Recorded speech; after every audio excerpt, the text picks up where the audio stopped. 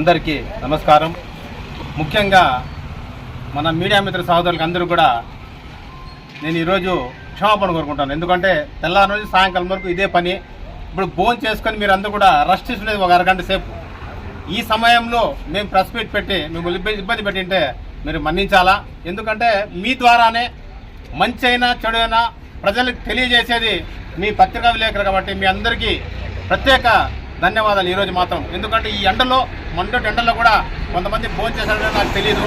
మేము పిలిస్తేనే మీరు చేశారు కాబట్టి మీకు అందరికీ ఇంకొకసారి ధన్యవాదాలు తెలుసుకుంటూ अस्सलाम वालेकुम सदर साहब, ये पलम ने सदर के बारे में ज़रा जना को मालूम ज़रा जना को नहीं मालूम.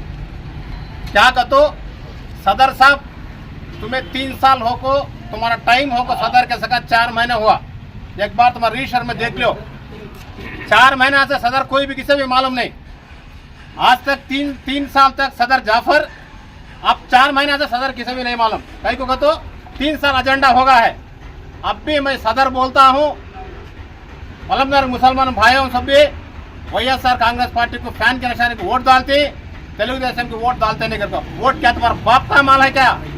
वो उसकी हिम्मत, उसकी मर्जी, उसके हुक्म से वोट डालता है. उन्होंने तुम्हें बोलने के वास्ते कौन होते? तुम्हारे घर में तुम्हारे अम्मा तेलुगुदेशम पार्टी रामाराव पार्टी 80 में से नंबरशिप ले लेकर बोले थे. रिकॉर्डिंग अमरनाथ रेड्डी के पास है.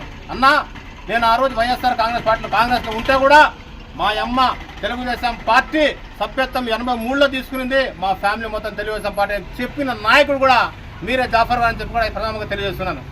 ఇంకోటి పోవాలంటే నువ్వు సదైనప్పటి నుంచి ఈ పలంనేరులో ఈ ముస్లింలకు నువ్వు ఒక్క పని చేస్తావని నిరూపించు. రేపే మీ ఇంటి ముందర వచ్చి ఆత్మహత్య చేసుకుంటా. ఒక్క పని. నేను డ్రైవర్ అన్నావు, ఏదో డ్రైవర్కి ఇస్తావు. నువ్వు పలంనేరులో నీకు 30, 40, 50 లారీలు ఉన్నాయి. ఒక్క డ్రైవర్ కన్నా నువ్వేమన్నా మేలు చేయంటే ఆ డ్రైవర్ చేసి నిలబెట్టు. నీ బండిలో డ్రైవర్గా పనిచేసిన అతను హాస్పిటల్లో చనిపోతే వాళ్ళ భార్య, వాళ్ళ ఇంట్లో వాళ్ళ కూతురికి పెళ్లి జరిగితే నీకు ఇంట్లో పత్రిక ఇస్తే నువ్వు పెళ్లికి పోలా. అది నీ యోగితి.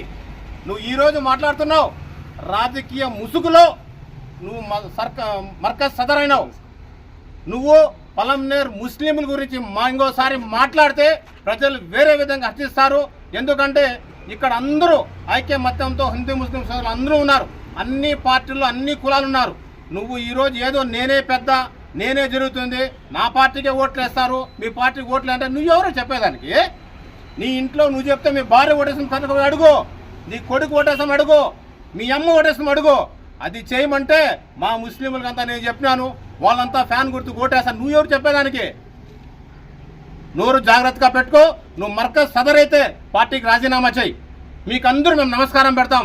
నీ ఇంటికాడ సలాం చేసి మేము మాట్లాడే మాటలు అన్నీ మళ్ళీ నీకు వచ్చి క్షమాపణ కోరుకుంటాం. నువ్వు రిజైన్ చేసి మర్కజ్కి రా, లేదా మర్కజ్ రాజీనామా పార్టీకి పో. నువ్వు సదర్గా ఉండి ఈ పలమనేరులో 30-35 ఏళ్ళ నుంచి మర్కజ్ నడుస్తూ ఉంది. ఏ రోజు కూడా ఏ సదర్ కూడా రాజకీయాల గురించి ఏ ఒక్క రోజు కూడా మాట్లాడాల. నువ్వు సదర్ అయినప్పటి నుంచి ప్రతిరోజు రాజకీయాలు హిందూ ముస్లింలకు గలడాలు సృష్టించడం కూడా చేస్తావు. మొన్నటికి మొన్న గంటా ఊర్లో మాజీ మంత్రి అమర్నాథ్ రెడ్డి గారు ఏమో మాట్లాడని మాటలను కూడా నువ్వు సృష్టించి మా అక్కా చెల్లెలు అందరూ కూడా రోడ్డు పైకి తెచ్చి ధర్నా చేశావు. ఈరోజు నేను అడుగుతున్నాం, మేము ఎవరికి పిలిచి ధర్నా చేయాలి? ఈరోజు మా మర్కజ్ ప్రెసిడెంట్ని మీరు ఏదో అన్నారని. ఈరోజు మర్కజ్ ప్రెసిడెంట్ నువ్వు ఎట్లా చెప్తావు వైఎస్ఆర్ కాంగ్రెస్ పార్టీకి మా ముస్లిం అంతా ఓట్లు వేస్తారని చెప్పి? నీకు నోరు లేదా? భగవంతుడు నీకు బుద్ధి లేదా? నీకు జ్ఞానం లేదా? ఏది పడితే అది మాట్లాడితే ప్రజలు హర్షించరు. ప్రతి ఒక్కరు చూస్తున్నారు. ఈరోజు పలంనేరు ముస్లిమ్స్కి ఏదన్నా చేసినారంటే అది అమర్నాథ్ రెడ్డి గారి ఫ్యామిలీనే చేసింది. కాబట్టి నేను సభాముఖంగా సవాల్ చేస్తున్నా. ఈరోజు మీ అందరికీ తెలుసు, మీరు మొత్తం రాష్ట్రం మొత్తం ఎందుకు పలంనేరు మున్సిపాలిటీలో చూడండి, ఒక్క పని కూడా వైఎస్ఆర్ కాంగ్రెస్ పార్టీ వాళ్ళు ముస్లింలకి ఈ పని మేము చేసినాము మీరు నిరూపించండి. మీరు ఎక్కడికన్నా అక్కడికి మేము వస్తాం. ఎందుకు పలంనేరులో 3 ఉర్దూ స్కూల్ ఉన్నాయి, అది రామకృష్ణారెడ్డి గారి హయాంలో జరిగింది. 2 షాదీ మహల్ జరిగింది, అది రామకృష్ణారెడ్డి హయాంలో జరిగింది. ఒక్క షాదీ మహల్ అమర్నాథ్ రెడ్డి గారి హయాంలో జరిగింది. ఇంకోటి జగన్మోహన్ రెడ్డి ఏ మాదిరి పడగొట్టి సీఎం అయినారు, మర్కజ్ ప్రెసిడెంట్ కూడా ఇదన్నీ రేకులు చూడండి. అప్పుడు ఎంతమంది ఈ మర్కజ్లకి రూములు మున్సిపాలిటీ కమిషన్ పగలగొట్టినప్పుడు ఇదే మా Markaz president phone switch off చేసుకుని ఎక్కడ కూర్చున్నావు అంటే ముస్లింలకు అంతా వ్యతిరేకత చేసి మా మీద దాడులు చేయాలని చెప్పి నీ ఉద్దేశమా? రాజకీయ కుట్ర చేస్తున్నావా? రాజకీయ ముసుగులో నువ్వు మర్కజ్ ప్రెసిడెంట్ అయినావా?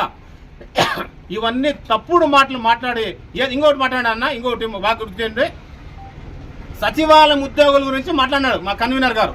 అన్న సచివాలయ ఉద్యోగస్తులారా మీరందరూ బాగా ఈ వీడియో చూడాలా అన్న. ప్రెస్ వాళ్ళు మీరు అన్ని గ్రూపుల్లో వేయాలా. 40,000 రూపాయలు తీసుకుంటారు సచివాలయం ఉద్యోగస్తులు. 40,000 తీసుకొని 10 నుంచి 12 వరకు చెల్లిపోతారు. వాళ్ళకి పింఛన్ ఇమ్మని చెప్తున్నారు అంటున్నారు. అంటే మీకు 40,000 పెంచి ఇస్తున్నారన్న జీతాలు.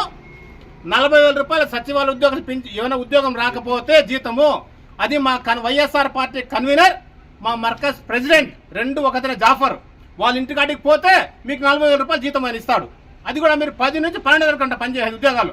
ఎంత చీప్గా మాట్లాడారంటే మీరు సచివాలయ ఉద్యోగస్తులు అంటే అతని మనసులో వేరే విధంగా మాట్లాడుతున్నాడు. ఇవన్నీ కూడా పింఛన్లు ఆపింది చంద్రబాబు నాయుడు అంటాడు. మీ సాక్షి పేపర్లో ఇంత పెద్దది రాసినారు 3వ తేదీ పింఛన్లు ఇస్తాము మా దగ్గర డబ్బు లేదు అని.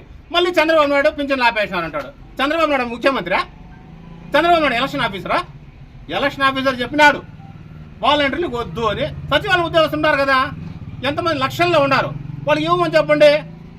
నువ్వే చెప్తావు 10కి వస్తారు 12కి వెళ్ళిపోతారని. అంటే ఉద్యోగస్తులారా ఈ మాదిరి కార్యకర్త నుండి నాయకుల వరకు కూడా ఉద్యోగస్తుల మీద కసి కట్టింది వైఎస్ఆర్ కాంగ్రెస్ పార్టీ నాయకులు చెప్పి సభాముఖం తీసుకుంటూ జై హింద్ జయం.